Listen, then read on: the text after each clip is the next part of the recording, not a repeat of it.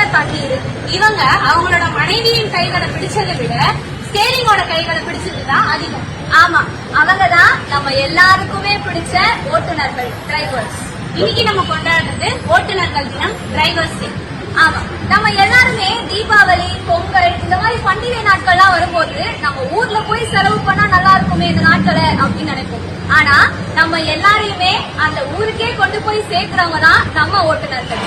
அவங்களுடைய பண்டிகை நாட்களை நம்மளுக்காக செலவு பண்ணி நம்மளோட சந்தோஷத்துல அவங்க சந்தோஷப்படுறவங்க தான் நம்ம டிரைவர்ஸ், ஓட்டுநர்கள். கண்டிப்பா.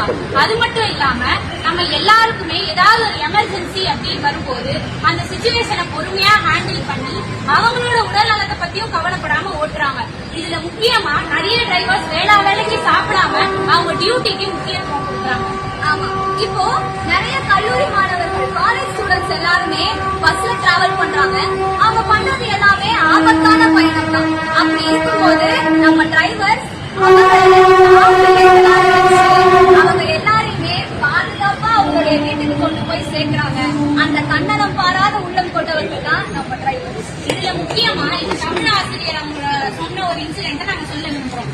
அவங்க டீச்சர்ஸ் ட்ரைனிங் ப்ரீ மேரிஸ் காலேஜ், அதாவது ராணிமேரி கல்லூரியில் படிச்ச காலத்துல பெண்களுக்கு அவ்வளவு பாதுகாப்பு கிடையாது. முக்கியமா பஸ் சேவை அப்படின்னு வரும்போது பெண்களுக்கு